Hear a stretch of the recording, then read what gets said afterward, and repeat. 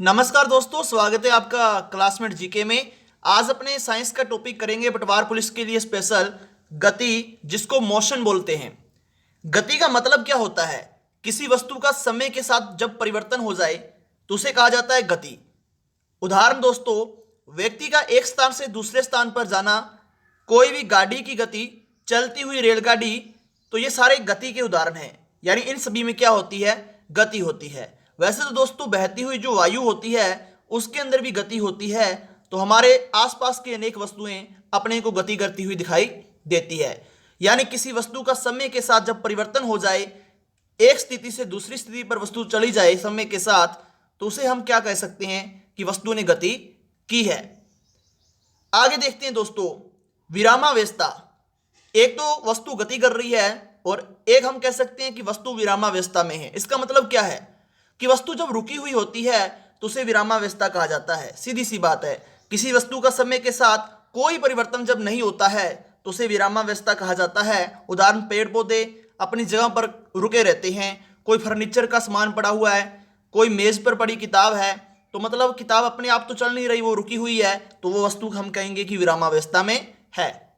तो दोस्तों इतनी सी बात है कि वस्तु समय के साथ अगर परिवर्तित हो रही है तो गति कर रही है, अगर नहीं हो रही है तो विरामावस्था में है। हमने दो बातें पढ़ ली है। अब हम पढ़ेंगे गति के नियम। दोस्तों जो गति के नियम है, लॉ ऑफ मोशन के नाम से इनको जाना जाता है। तो गति के नियम तीन है। कितने नियम है गति के? गति के मुख्य रूप से तीन नियम है, जिसको न्यूटन के गति के नियम के नाम से भी जाना जाता है। न्यूटन के गति के नियम पूछ ले तो भी उसका उत्तर क्या होगा कि तीन नियम है। दोस्तों बल के प्रभाव से वस्तुओं में होने वाली गति के लिए न्यूटन ने तीन मौलिक नियम बताए। यानी बल के प्रभाव से वस्तुओं में कौन कौन सी गति कैसे होती है, तो उनको देखते हुए न्यूटन ने तीन नियम दिए थे। बात करेंगे पहले नियम की। प्रथम नियम जो है उसको जड़त्व के नियम के नाम से भी जाना जाता है। जो न्यूटन का प्रथम नियम है, पेपर में प्रश्न आ सकता है कि जड़त्व का नियम कौन सा नियम होता है, तो हम कहेंगे प्रथम नियम होता है। तो ये गैलीलियो ने दिया था न्यूटन के साथ मिलकर। तो इसको बल की परिभाषा, ये प्रश्न यहाँ से वेरी इंपॉर्टेंट है, बहुत गजब का प्रश्न बनता है, पेपर में देखने को मिल सकता है कि न्यूटन के कौन से नियम के द्वारा बल की परिभाषा का पता चलता है। तो हम कहेंगे न्यूटन के प्रथम नियम के द्वारा बल की परिभाषा का पता चलता है, जो कि गैलीलियो ने दिया था न्यूटन के साथ मिलकर, जिसको जड़त्व का नियम भी कहा जाता है। दोस्तों इसको गैलीलियो का नियम भी कहा जाता है, ये बात भी आपको याद रखनी है। यानी ये क्या बताता है? ये बल की परिभाषा देता है। कौन सा नियम? प्रथम नियम। आगे देखते हैं अपने न्यूटन की गति का द्वितीय नियम। कौन सा नियम है? न्यूटन की गति का द्वितीय नियम। दोस्तों जो न्यूटन की गति का द्वितीय नियम है इसको बल स्वेंग का नियम भी कहा जाता है। क्या नाम से कहा जाता है इसको? स्वेंग का नियम या बल स्वेंग का नियम भी कहा जाता है। यह भी न्यूटन ने दिया था। और सबसे इंपॉर्टेंट बात बस आपको यही पता होना चाहिए कि जो द्वितीय नियम है न्यूटन की गति का, जिसको बल स्वेंग के नियम से भी जाना जाता है, वो क्या बताता है? दोस्तों वो बल का सूत्र बताता है, और बल का सूत्र होता है F बराबर m में होता है। दोस्तों F का मतलब होता है फोर्स, फोर्स में होता है बल। m का मतलब होता है मास और a का मतलब होता है एक्सेलरेशन। मतलब मास में द्रव्यमान और a का मतलब होता है त्वरण। द्रव्यमान और त्वरण का जो गुणनफल होता है उसे कहा जाता है बल। तो बल का सूत्र या बल का परिमाण बताने वाला न्यूटन का द्वितीय नियम होता है, जिसको बल स्वेंग का नियम भी कहा जाता है। इतनी बात आपको पता होनी चाहिए। चलते हैं आगे है न्यूटन की गति का तृतीय नियम। कौन सा नियम है? न्यूटन की गति का तृतीय नियम, जिसको क्रिया प्रतिक्रिया का नियम भी कहा जाता है। यानी कोई भी अपने क्रिया करते हैं तो हमें उसकी कोई ना कोई प्रतिक्रिया जरूर मिलती है। ये आपको पूरा आगे बताऊंगा, लेकिन एक बार आप इतना याद रखो परीक्षा की दृष्टि से, तृतीय नियम जिसको क्रिया प्रतिक्रिया का नियम भी कहा जाता है, ये किसने दिया? ये भी न्यूटन ने दिया। और सबसे इंपॉर्टेंट बात यह है कि जो न्यूटन का तीसरा नियम है, जिसको क्रिया प्रतिक्रिया का नियम कहा जाता है, उसके अंदर बल की दिशा पता चलती है।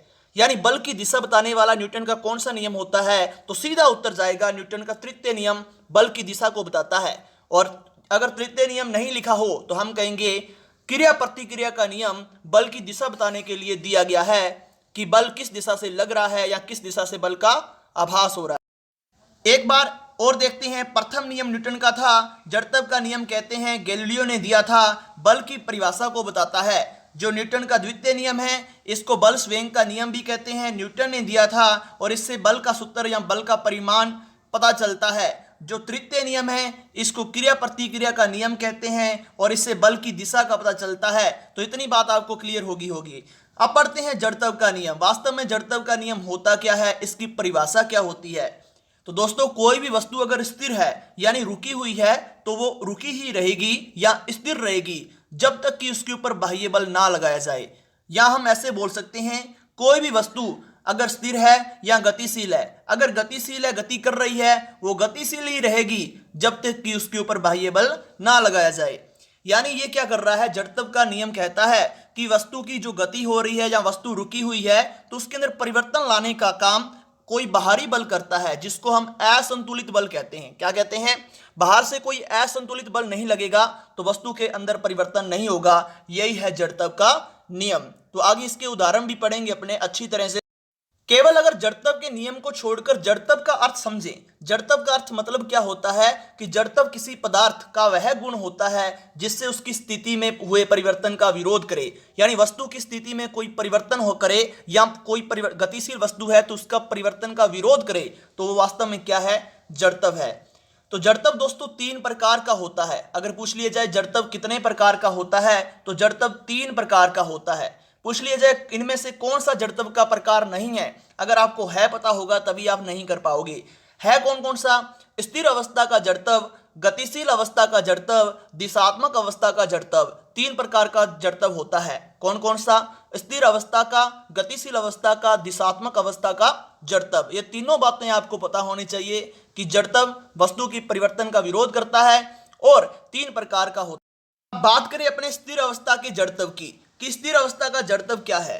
मान लिया कि कोई रुकी हुई बस है, उदाहरण के द्वारा बता रहे हैं कि कोई रुकी हुई बस है और बस के अचानक चलने पर यात्री पीछे की ओर झटके के साथ पीछे की ओर हटता है। मतलब क्या हुआ, यानी ऐसे प्रश्न आ जाए रुकी हुई बस के अंदर अचानक चलने पर यात्री पीछे की ओर हट जाता है, ये किसके कारण होता है। अगर जड़त्व लिखा आ गया तो हम कहेंगे जड़त्व के कारण होता है। अगर उसने ऐसे प्रकार दे दिए कि स्थिर अवस्था के जड़त्व के कारण, गतिशील अवस्था के जड़त्व के कारण, दिशात्मक अवस्था के जड़त्व के कारण, तो हमारा उत्तर होगा स्थिर अवस्था के जड़त्व के कारण। क्योंकि पहले रुकी हुई बस थी यानी स्थिर थी, रुकी हुई थी, बाद में अचानक उसमें गति आई तो व्यक्ति पीछे की ओर हट गया, तो यह स्थिर अवस्था के जड़त्व के कारण हुआ है।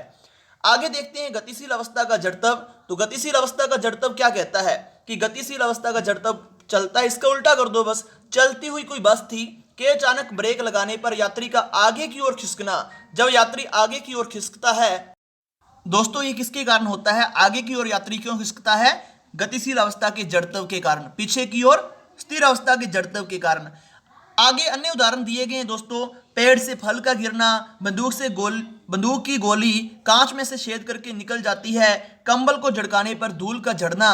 तो धूल जो कंबल पर लगी होती है हम झड़काते हैं तो क्या होता है, धूल एकदम हट जाती है, तो वो जड़त्व के कारण होते हैं। स्थिर अवस्था के जड़त्व के कारण ये कंबल वाला होता है, बंदूक से गोली जाती है तो ये क्या होता है, गतिशील अवस्था के कारण होता है। ये बस जड़त्व के उदाहरण है, आप इतना याद रखना, पेड़ से फल का गिरना, बंदूक की गोली कांच में से छेद करके निकल जाती है, कंबल को झड़काने पर धूल का झड़ना किसका कारण होता है, तो होता है जड़त्व के कारण। तो जड़त्व आपको लगभग समझ आ गया होगा। चलते हैं आगे देखते हैं दोस्तों अपने द्वितीय नियम को। प्रथम नियम था जड़त्व का नियम, वो कंप्लीट हो गया है। अब देखेंगे द्वितीय नियम, जिसको स्वेंग का नियम भी कहा जाता है।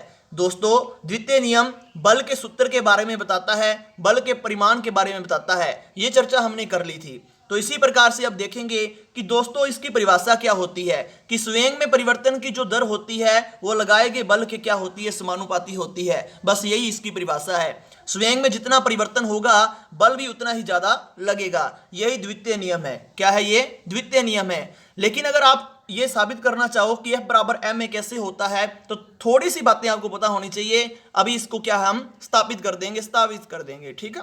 हम पढ़ रहे हैं स्वेंग का नियम, जिसे कहते हैं न्यूटन की गति का द्वितीय नियम।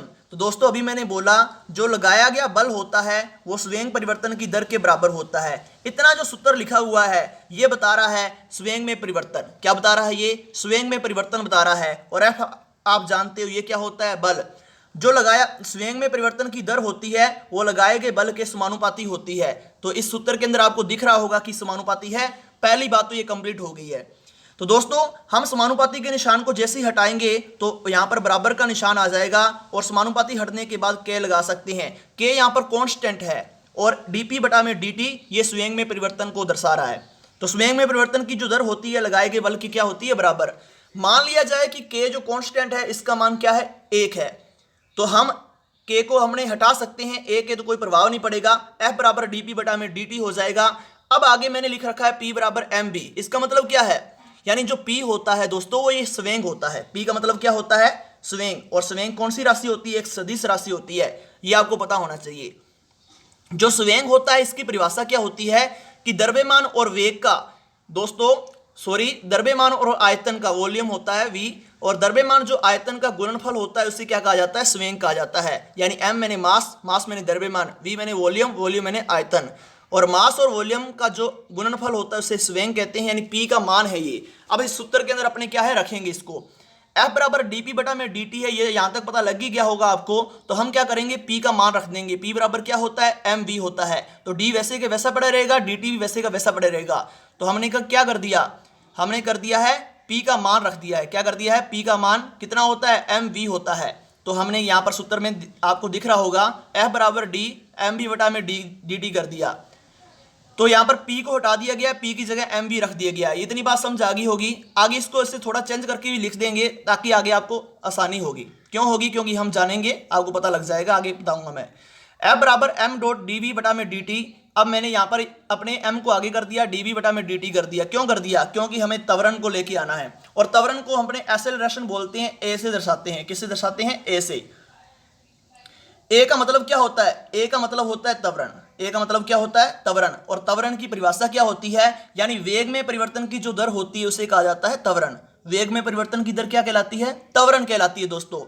और अपने जब वेग में परिवर्तन किया था तो वो उसको कैसे लिखा था, dv बटा में dt लिखा था ना। इसी प्रकार से जब वेग में परिवर्तन करेंगे तो dp बटा में dt लिखा था, तो वेग में परिवर्तन करेंगे dp बटा में dt हो जाएगा। तो ये किसको दर्शा रहा है, ये त्वरण को दर्शा रहा है। तो अब हम क्या करेंगे, जो मान है हम जानते हैं कि dp बटा में dt वेग में परिवर्तन की दर होती है, यहां पर लिख भी रखा है, तो ये a हो जाएगा। तो यानी अपने dv बटा में dt की जगह क्या रख देंगे, a रख देंगे। तो f का f पड़ा रहेगा, m का m यहां से पड़ा रहेगा, लेकिन डॉट लगाकर a यहां पर रखा जाएगा dv बटा में dt। आशा करता हूं आपको ये समझ आ गया होगा।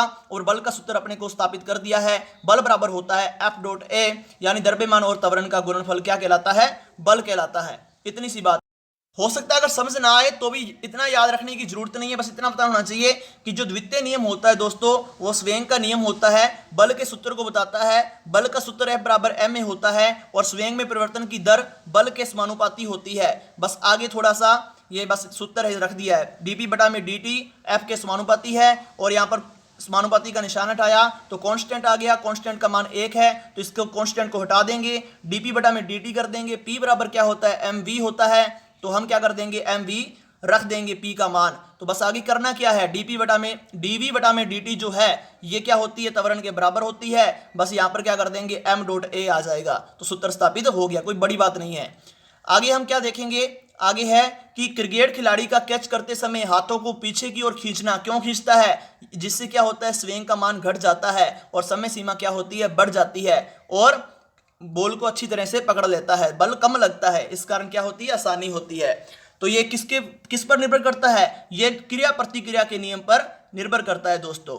ठीक है, ऐसा उदाहरण आ जाए, क्रिकेट का खिलाड़ी कैच पकड़ते समय हाथों को पीछे की ओर क्यों खींचता है, तो हम कहेंगे क्रिया प्रतिक्रिया के नियम के कारण।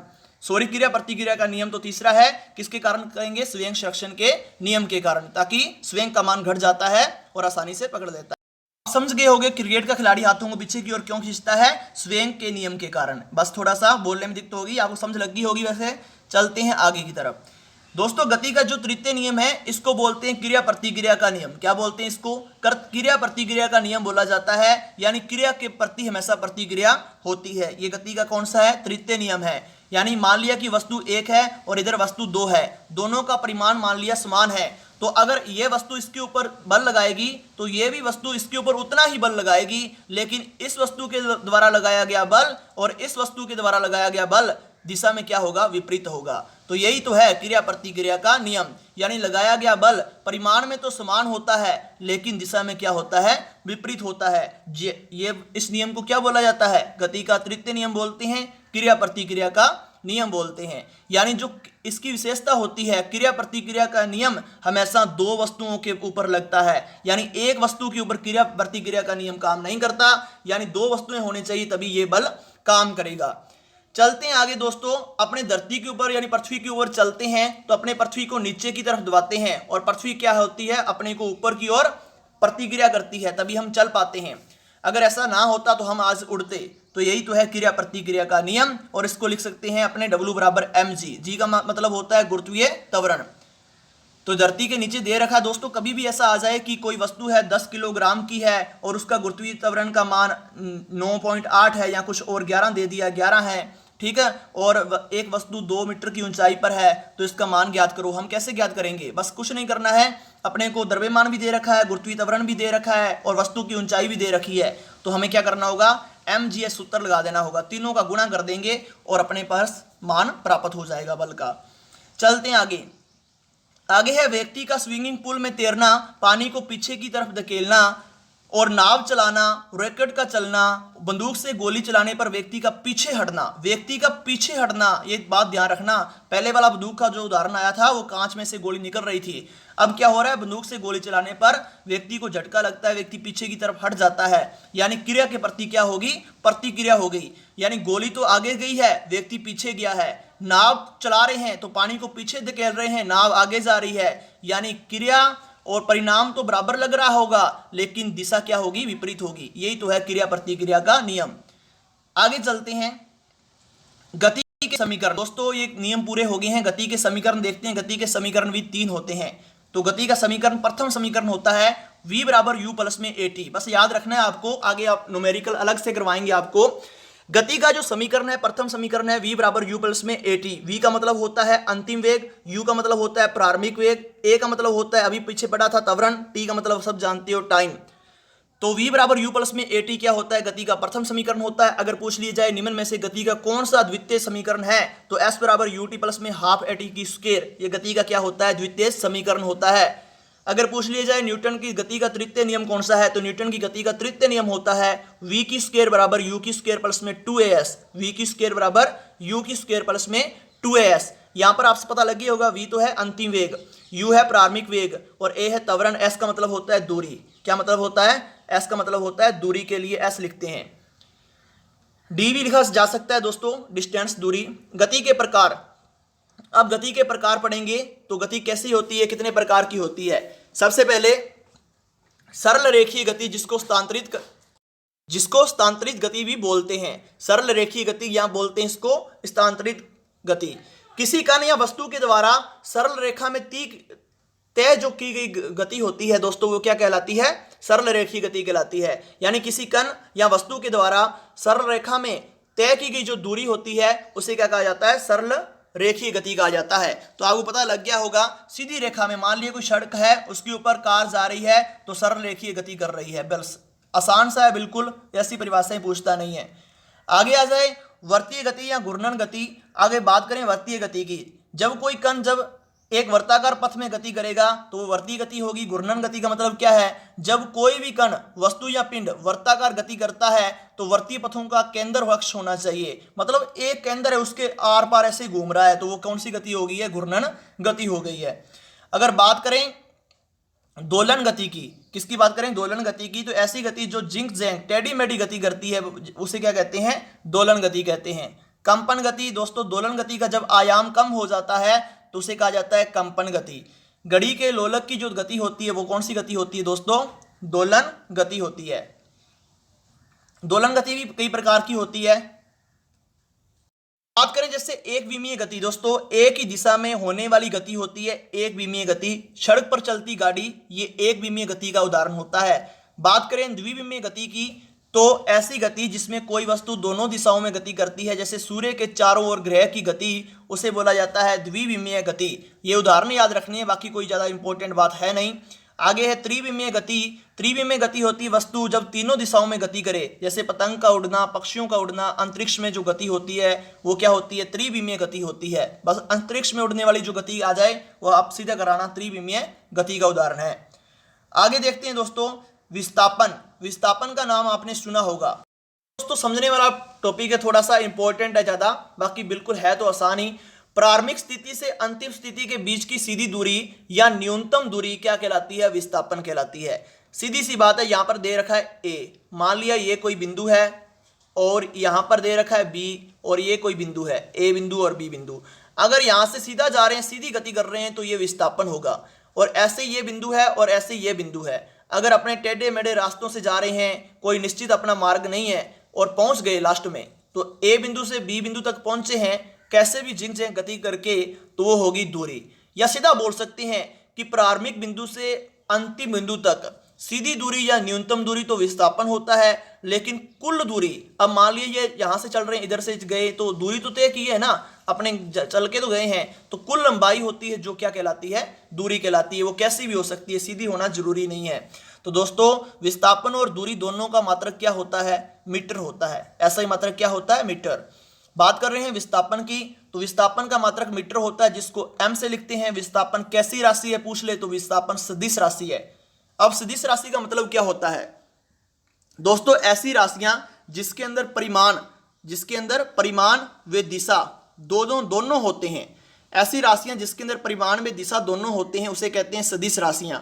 और ऐसी राशियां जिसके अंदर केवल परिमाण होता है, दिशा नहीं होती, कैसे कहते हैं, अदिश राशियां। जैसे कार्य क्या है, अदिश राशि है। आगे बताएंगे पूरा। विस्थापन में दूरी का अनुपात। अब दोस्तों एक बार क्वेश्चन पूछा गया था, इसका मतलब सीधा रट्टा ही मार लेना कि विस्थापन में दूरी का अनुपात कितना होता है, तो 1 से कम या 1 के बराबर हो सकता है, 1 से ज्यादा कभी भी नहीं हो सकता। अगर पूछ लिया जाए विस्थापन में दूरी का अनुपात होगा 1 से कम, 1 से ज्यादा, 1 के बराबर, दोनों 1/3, तो आप करके आओगे कि 1 से कम, 1 के बराबर। बस यही याद रखना है, विस्थापन में दूरी का क्या अनुपात होता है। 1 से कम हो सकता है और 1 के बराबर हो सकता है, 1 से ज्यादा नहीं हो सकता। अब दोस्तों कुछ महत्वपूर्ण फैक्ट है, हमेशा याद रहने चाहिए। गतिशील वस्तु का विस्थापन शून्य हो सकता है। अगर कोई गतिशील वस्तु है उसका विस्थापन क्या हो सकता है, शून्य हो सकता है। कैसे हो सकता है अभी बताऊंगा। लेकिन तय की गई दूरी का विस्थापन शून्य नहीं हो सकता। यानी कहने का मतलब है विस्थापन का मान पॉजिटिव, नेगेटिव और जीरो तीनों चीजें हो सकती है। धनात्मक हो सकता है, ऋणात्मक हो सकता है और जीरो भी हो सकता है विस्थापन का मान। लेकिन जो दूरी होती है उसका मान कभी भी नेगेटिव नहीं हो सकता और जीरो भी नहीं हो सकता। क्यों नहीं हो सकता अभी बताऊं। दूरी तो दोस्तों अगर अपने चलना शुरू कर ही दिया, मान लो ये बिंदु है, अगर यहां तक गए हैं, यहां से यहां तक चल के गए हैं, तो ये ए से लेके विस्थापन भी हो गया। अगर यहां से लेके यहां ऐसे टेढ़े मेढ़े चले हैं तो दूरी हो गई। लेकिन मान लिया कि ये कोई बिंदु है, यहां से चलना स्टार्ट करते हैं, अपने चल दे हैं, यहां पर चल कर गए, तो यहां पर आ गए, तो मान लिया कि इतनी दूरी तय कर ली। अब विस्थापन देखना होगा तो यहां से लेके यहां तक सीधी दूरी देखेंगे तो ये विस्थापन हो जाएगा। इसी प्रकार अब अपने देखें कि ये कोई बिंदु है, यहां से चलना स्टार्ट कर दिया और इसी बिंदु पर आकर अपने दोबारा रुके हैं, तो दूरी तो मान लो यहां से लेके यहां तक मान लिया कि 10 किलोमीटर हो सकती है। अब चल के यहां से गए, इतनी दूर चल के आए हैं, वापस 10 किलोमीटर हो ही गई। लेकिन यहां से ही चले थे और यहां पर ही आकर रुक गए। लेकिन अब देखें कि सीधी दूरी बिंदु से अंतिम बिंदु तक दूरी होती है, ये बिंदु है, ये बिंदु है। अपने देखते हैं विस्थापन कैसे देखते हैं कि प्रथम बिंदु और जो अंतिम बिंदु होता है उसके बीच की सीधी दूरी। अब प्रथम बिंदु भी यही है और यहीं पहुंचे, अंतिम बिंदु भी यही है, तो विस्थापन क्या हो गया, जीरो हो गया। तो हो सकता है क्या, नहीं हो सकता। विस्थापन जीरो भी हो सकता है, ऋणात्मक भी हो सकता है और धनात्मक भी हो सकता है, लेकिन दूरी हमेशा क्या होती है, धनात्मक होती है। ये बहुत गजब का अंतर है, याद रखना। आगे देखते हैं दोस्तों चाल। चाल क्या होती है, चाल होती है स्पीड। एकांक समय में तय की गई दूरी होती है, यानी एकांक समय में जितनी भी अपनी दूरी तय करते हैं वो क्या कहलाती है, चाल कहलाती है। इसके अंदर दिशा का कोई महत्व नहीं है, यानी दिशा को देखना नहीं पड़ता चाल के अंदर। एकांक समय में तय की गई दूरी क्या कहलाती है, चाल कहलाती है। चाल बराबर दूरी बटा में क्या होता है, समय होता है। और दोस्तों चाल राशि कैसी है, यहां पर ये बात इंपॉर्टेंट है। चाल एक अदिश राशि होती है। कैसी राशि होती है, अदिश राशि होती है। चाल का मात्रक क्या है, चाल का मात्रक होता है मीटर प्रति सेकंड। चाल का मात्रक क्या होता है, मीटर प्रति सेकंड होता है दोस्तों। तो चाल आपको पता लगी होगी क्या होती है। चाल हमेशा धनात्मक होती है। चाल क्या होती है, हमेशा धनात्मक होती है। ऋणात्मक व शून्य कभी नहीं हो सकती। ऋणात्मक व शून्य चाल कभी भी नहीं हो सकती। ये बहुत ही इंपॉर्टेंट तथ्य दोस्तों, हमेशा याद रहना चाहिए। धनात्मक होगी, ऋणात्मक व शून्य कभी नहीं होगी। अब दोस्तों चाल के जैसा ही अपने वेग भी बोलते, सूत्र दोनों का सेम ही होता है, लेकिन अंतर क्या आप देखेंगे। जो वेग होता है विस्थापन बटा में समय होता है। विस्थापन को दूरी भी बोल सकते हैं, मैंने अभी बोला था, लेकिन विस्थापन क्या है दोस्तों, सदिश राशि है, और जो दूरी होती है वो क्या होती है, अदिश राशि होती है। अब इसकी परिभाषा क्या हो जाएगी, एकांक समय अंतराल में तय हुआ विस्थापन वेग कहलाता है। अगर मैं बोल दूं एकांक समय अंतराल में तय हुई दूरी तो चाल कहलाती है। विस्थापन की जगह दूरी लिख दूंगा तो यहां चाल बन जाएगी, अगर विस्थापन लिख देंगे तो क्या बन जाएगा, वेग बन जाएगा। अब सीधी सी बात है दोस्तों, चाल व वेग का मात्रक समान होता है और मीटर प्रति सेकंड होता है, सबको पता लग गया। लेकिन जो वेग होता है दोस्तों वो क्या होता है, सदिश राशि होती है। जो वेग होता है वो क्या होती है, सदिश राशि होती है। यहाँ अदिश लिखा पड़ा है, गलत है ये। जो वेग होता है वो क्या होती है, हमेशा सदिश राशि होती है। लेकिन जो चाल होती है दोस्तों, चाल वो क्या होती है, अदिश राशि होती है। जो वेग और चाल होती है दोनों का मात्रक क्या होता है, मीटर प्रति सेकंड होता है। बस अंतर यही है कि एक सदिश है और एक अदिश है। यहाँ पर अदिश लिखा हुआ है, थोड़ा सा देख लेना। जो वेग है अदिश नहीं होती, क्या होती है, सदिश होती है, ध्यान रखना। आगे चलते हैं। त्वरण, त्वरण को दोस्तों कैसे लिखते हैं, ए से लिखते हैं, एक्सेलरेशन बोलते हैं, और त्वरण को ए से लिखते हैं। वेग में परिवर्तन की दर को क्या कहा जाता है, त्वरण कहा जाता है। वेग में जो परिवर्तन की दर होती है उसे क्या बोलते हैं, त्वरण बोलते हैं। त्वरण का सूत्र होता है ए बराबर वी बटा में टी भी बोल सकते हो। डी क्यों लिखते हो, डी का मतलब होता है दोस्तों अगर कोई कम अपने छोटी सी बात के लिए कोई बात करनी होती है, ज्ञान प्राप्त करना होता है या आकलन करना होता है कम चीज के लिए। अब डी का मतलब ये हो गया कि थोड़ा सा वेग है और थोड़ा सा समय है, उसके अंदर अपने त्वरण को ज्ञात कर रहे हैं।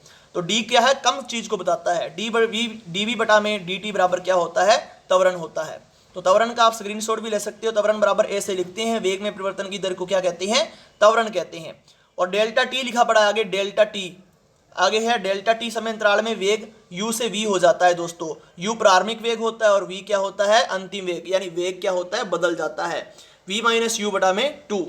अब त्वरण का मात्रक क्या होता है दोस्तों, यही तो पूछा जाता है ऐसी परीक्षाओं के अंदर। त्वरण का मात्रक होता है मीटर प्रति सेकंड की स्क्वायर। और त्वरण कैसी राशि होती है दोस्तों, सदिश राशि होती है। और सदिश राशि वो होती है जिसके अंदर परिमाण में दिशा दोनों होते हैं। त्वरण दो प्रकार का होता है। त्वरण कितने प्रकार का होता है, दो प्रकार का होता है। एक होता है धनात्मक त्वरण और एक होता है ऋणात्मक त्वरण। ऐसा त्वरण जिसका मान समय के साथ बढ़ता है, ऐसा त्वरण जिसका मान समय के साथ बढ़ता है वो तो होता है धनात्मक त्वरण। और ऐसा त्वरण जिसका मान समय के साथ घटता है वो क्या कहलाता है, ऋणात्मक त्वरण। एक बार प्रश्न पूछा गया था, मंदक क्या है, धनात्मक त्वरण, ऋणात्मक त्वरण। तो दोस्तों जो ऋणात्मक त्वरण होता है उसको मंदक भी कहा जाता है। क्या कहा जाता है, मंदक भी कहा जाता है। ये बात इंपॉर्टेंट है। तो आगे चलते हैं, थोड़ा सा बचा है बस अब तो। सापेक्षिक गति या आपेक्षिक गति, जब दो गतिशील वस्तु में किसी एक के सापेक्ष दूसरी वस्तु का वेग ज्ञात किया जाता है तो दोस्तों से सापेक्ष वेग या आपेक्षिक गति कहा जाता है। जब दो वस्तुएं, यहां पर प्रश्न पूछा जाता है दोस्तों, इंपॉर्टेंट बात यह है, जब दो वस्तुएं v1 व v2 एक ही दिशा में, कौन सी दिशा में, एक ही दिशा में गतिशील हो तो उसका सापेक्ष वेग क्या होगा, तो उनका सापेक्ष वेग क्या होगा, v1 माइनस v2 होगा। अगर ज्ञात करना हो जब दो वस्तुएं v1 व v2, मान लिया कि ऐसी दो वस्तुएं हैं और एक ही दिशा में गतिशील है तो उनका सापेक्षिक वेग होगा v1 माइनस v2। अब आपको पता लग गया होगा कि जब दो वस्तुएं v1 व v2 अलग अलग दिशा में होती है तो उनके वेगों को क्या कर दिया जाता है, जोड़ दिया जाता है। जब एक ही दिशा में होती है तो उनके वेगों को क्या कर दिया जाता है, घटा दिया जाता है। इतनी सी बात आप याद रखना। अंतिम थोड़ा सा बचा है दोस्तों जिसका नाम है बल, फोर्स। किसी वस्तु को खींचना या धक्का लगाना और धक्का लगाकर उसकी स्थिति में परिवर्तन कर देना क्या कहलाता है, बल कहलाता है। किसी पिंड की स्थिति या रूप या आकार में परिवर्तन करने की प्रवृत्ति रखे हो उसे बल कहा जाता है। बल कैसी राशि होती है दोस्तों, बल सदिश राशि होती है। कैसी राशि होती है, सदिश राशि होती है। और बल का मात्रक क्या होता है, बल का मात्रक होता है न्यूटन। और सीजीएस मात्रक क्या होता है दोस्तों, सीजीएस मात्रक होता है डाइन। और एक न्यूटन के अंदर 10 की 5 डाइन होते हैं। कितने डाइन होते हैं, 10 की 5 डाइन होते हैं। तो बल के बारे में भी आपने जान लिया है। तो एक न्यूटन के अंदर तो 10 की 5 डाइन होते हैं, लेकिन अगर 1 पाउंड पूछ लिया जाए, क्या पूछ लिया जाए, 1 पाउंड पूछ लिया जाए तो 1 पाउंड के अंदर कितने न्यूटन होते हैं, तो हम कहेंगे 0.136 0.136 और 257 न्यूटन होते हैं। किसके अंदर, 1 पाउंड के अंदर।